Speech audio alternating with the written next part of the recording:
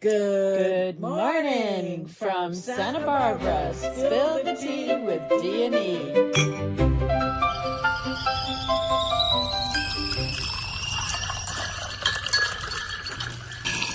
Hey there. Good morning. Good morning. I'm making soup. Started off the day, made my tea, and then I started the water for some soup. Nice. Doing it old-fashioned way, boiling up some chicken. Look at that. It's going to be yummy. I'm excited. Old-fashioned soup. Yep, I love my chicken broth. It's so good for you. So what are you drinking today? I have something unusual. Of course. I have 10 drops of grape seed extract in water, and then I have a tincture. It's a kind of strange tincture that just is made of minerals, kind of like if you were, working in the soil. What's the minerals in the soil? Okay. So it's very grounding, and it is good for killing bacteria. And you're doing this why? I got a bacterial infection in my large intestines. That was not fun. It was painful. Very painful. I know. I had to live with you. Poor thing. It was not fun at all. So I'm making a list of all the things that I did in order to help heal myself. And one of them was I realized I crashed my electrolytes. And crashing my electrolytes made me have spasms of pain. So, anytime people get sick, frequently people land in the hospital simply because they're not hydrated. Yes, that's true. So I pretended I was on an IV, and I drank my electrolytes. That's awesome. I'm going to the Earl Grey, but I don't make it strong, right? I just do some Earl Grey, and I've got some lemon and local honey, and I love it, and it's a really... it's my favorite. I'll be back to it soon. I know it is your favorite, but I just wanted to try it. It was lazy because it was right there. I think what you decided to do, a citrus you were gonna have it, and you changed your mind. So I took it.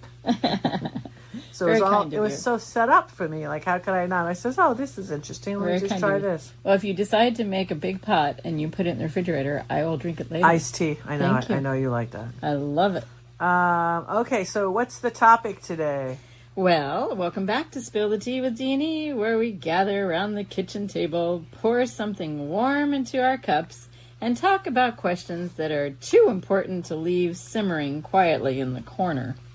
So today, we're going to kind of talk about Constitution, international, perhaps just tiny little bit uncomfortable. We're going to talk about Congress. Should members of Congress be allowed to hold dual citizenships? I say no. And the reason why I say that is because right now, I looked into this like 10 years ago, so please correct me if I'm wrong. Somebody brought it up, and I'm like, what? Dual citizenship? What? Yeah, not every country offers that. I know. I was not aware. Does offer dual citizenship. And then I found out. Certain countries. Right. Then I found out like there's like a cloak around it. And we don't even know what percentage of our Congress has dual citizenship. Yeah. And that's just to me really weird. And I don't know why that's not public information. Yeah. So anytime you try to hide something, I get really suspicious. So let's make it really clear. We are not attacking immigrants or immigration. We are really just taking a look at members of Congress because, when there's dual citizenship, the question is there a possibility of dual loyalty? You know what right? I always think? I always think that you get a get out of jail free card and then you got a place to go run. That's how I looked at it. So it is a legitimate constitutional and ethical question. Should the people who write America's laws owe formal citizenship allegiance to only the United States? Or is a dual citizenship entirely compatible with faithful public service? What's your opinion? Well, I really want to go for transparency to start off with. Right, that's what I say. It bugs me that they don't even talk about it. Yeah. That's just crazy to me. Like, why not admit That it? I think that should be something that we know of our people who we elect to Congress, that we should know if they have dual citizenship. So that may affect whether we vote for them or not. Exactly. And I think transparency is where we start. Yeah, I don't get it. But I'm curious, what does the Constitution actually say? So if we begin with the facts, because, this conversation can become kind of tangled pretty quickly, the Constitution establishes 3 qualifications for serving in the House of Representatives. A representative has to be at least 25 years old. They have to have been a U.S. citizen for at least 7 years. And they have to live in the state that person is representing at the time of the election. Mm-hmm. For the Senate, a person must be at least 30 years old and must have been a U.S. citizen for at least 9 years and must live in the state at the time of the election. So the Constitution does not say that a member of Congress must be a natural-born citizen. It also does not expressly prohibit a member from holding citizenship in another country. I just think you're opening the door. I mean, we're show loyalty. That's my opinion. That's just my opinion. I had no idea. As soon as I found out that you can't find out who is and who doesn't have dual citizenship, then I became extremely suspicious. I mean, can you imagine if 80% of our Congress has dual citizenship? Who's pulling the strings? So it is interesting that the presidency, the Constitution does say that the president has to be a natural-born citizen. But Congress does not. In fact, the Senate itself notes that foreign-born Americans can serve as senators after meeting the 9-year citizenship requirement. So legally, the current framework is fairly straightforward. A person may satisfy the constitutional requirements for Congress even if they possess citizenships in another nation.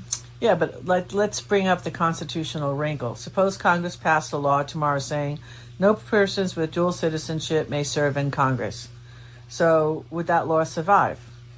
I think not. Probably not as an ordinary law, because the Supreme Court has held that the qualifications listed in the Constitution are exclusive. And so Congress and the states generally cannot simply add new qualifications for membership. But that means a genuine single citizenship requirement for Congress would likely need to be adopted through a constitutional amendment process, not just slipping it into a regular bill. It would never get slipped into a regular bill anyway. I was just actually being, facetious, because if you believe, and I do believe, because they're so, wishy-washy about it, and if you believe more than 50% of our Congress has dual citizenship, they'd never put it in to begin with. So the first thing I want to fight for is transparency. I want to know, is that a myth or is it true that 50% of Congress has dual citizenship? I'm throwing it out. I'm just saying, because that if it wasn't a high percentage, you wouldn't be hiding it.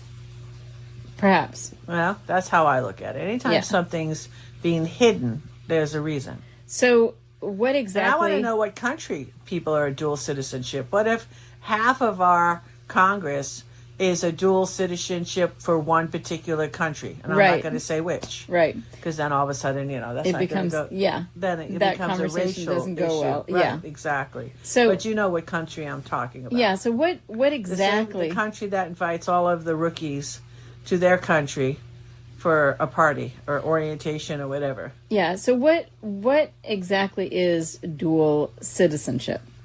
Dual citizenship simply means that two countries recognize the same person as a citizen under their own respective laws. And it can happen in several ways. A child might be born in the United States to parents who are citizens of another country. Someone might be born abroad to an American parent. I had that. One of my best friends she was born on an army base. So technically, France offered her the opportunity to have a French passport when she turned 18. Okay. Because she was born in France and she spoke French.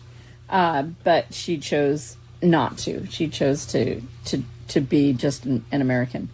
Then another person might become a naturalized American while retaining the citizenship elsewhere, depending upon the laws of the country involved. I think that happens with a lot of Canadians. They may become Americans, but they become naturalized.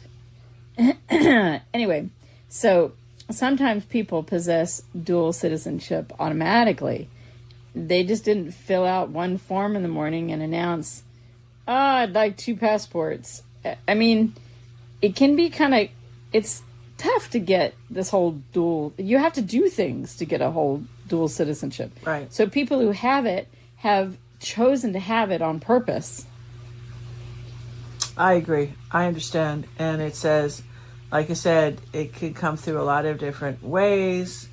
Holding 2 citizenships doesn't automatically tell us what a person believes, what that person's loyalty lies, or how that person will act having a dual citizenship. I don't know. Character is something else, I guess. That's how I want to leave that. Yeah, we should not casually equate immigration, cultural heritage, family connections with any sense of disloyalty to America. Millions of Americans have lots of ties to other countries while loving America and while, serving the interests of the United States. So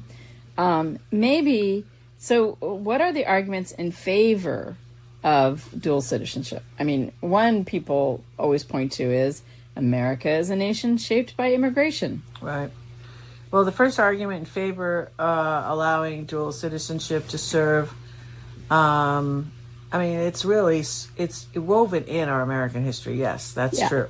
Okay, the United States has always been shaped by people who arrived from somewhere else, right? Yes. Whose grandparents and great-grandparents, they're not from here. Yes. I've got probably 3 countries. So you're made up from my parents. Your mother came over in the 50s. In the 50s, because of right after 1950s. World War II, right? My ancestors came in the late 1600s. But my dad's parents, they've also one was French and the other was English. So that's 3 countries right there. Yeah. Coming over. Yep. And so, my kids have some Scottish, some English, some French. So, and I say my dad's got Irish. Right. Well, so the founders did not reserve Congress exclusively for people born on the American soil. Okay. Yeah. We know that. All right. Yeah. Also, international experience probably could be an asset. If you want to be pro let's about be real. it, let's maybe. Yeah. So, especially with some of the things going on right now, with a lot of the choices that we're making in America are affecting the whole world. Yep. Yep. So we're not saying that dual citizenship automatically, counts you out or something, right? But I think that the transparency is still really, really important. And dual citizenship does not automatically mean that people's loyalty is divided. Right.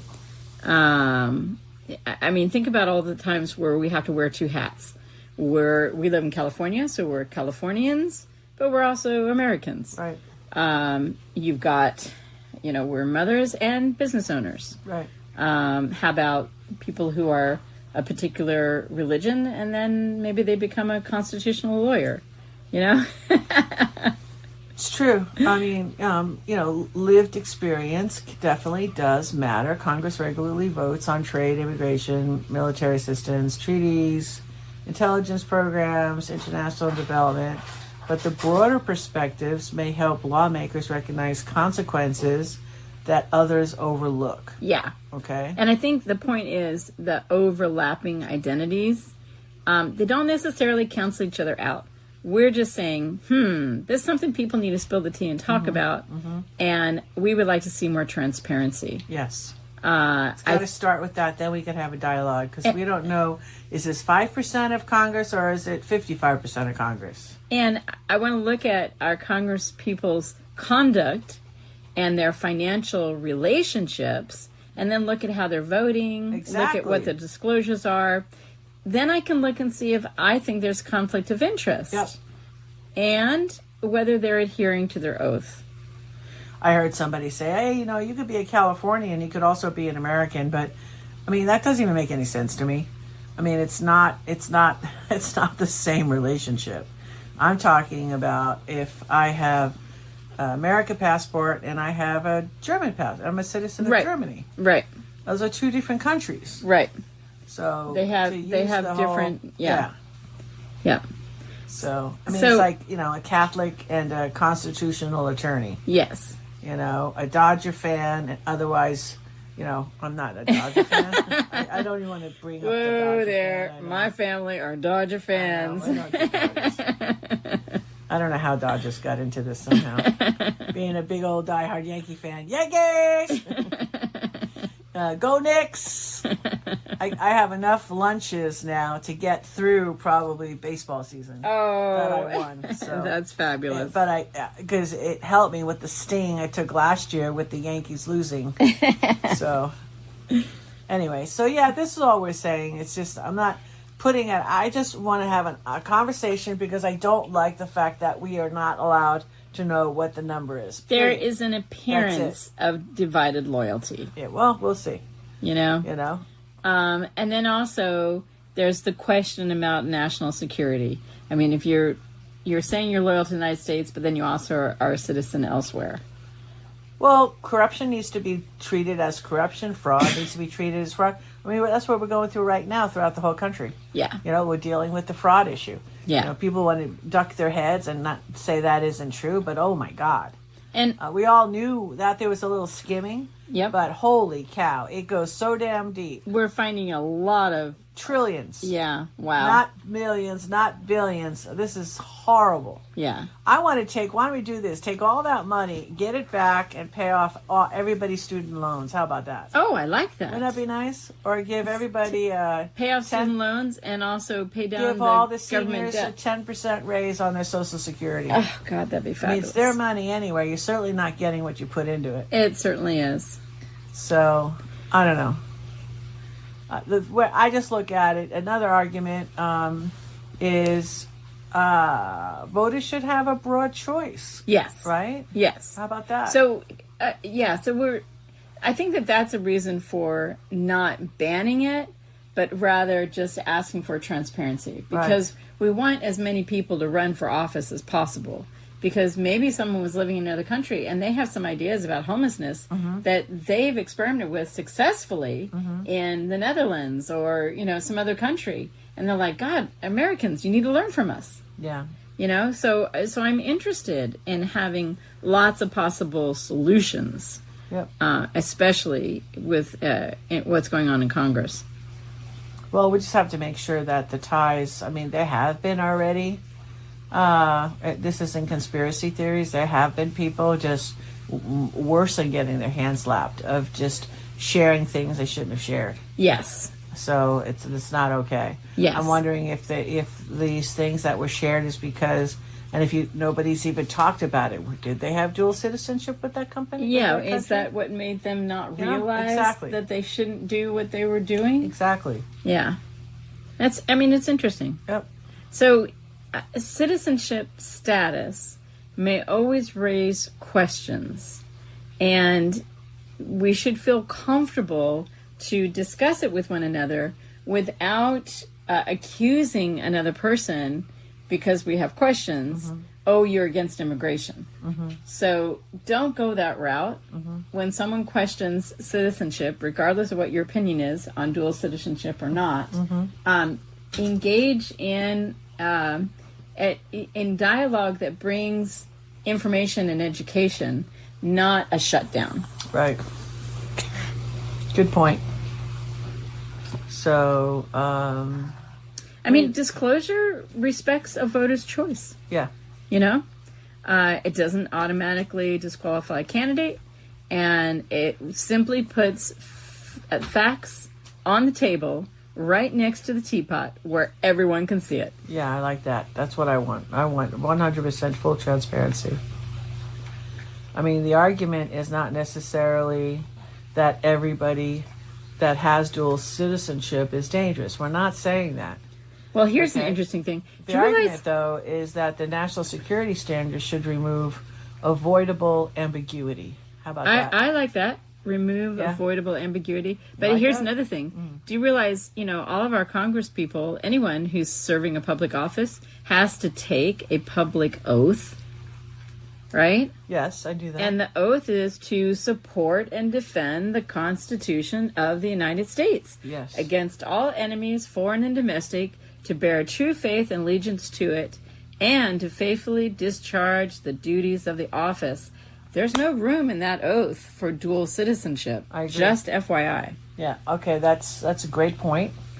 That's not something that I wrap my finger around as one that didn't want dual citizenship. I just think everything can get convoluted and a lot more complicated, especially if it's not transparent.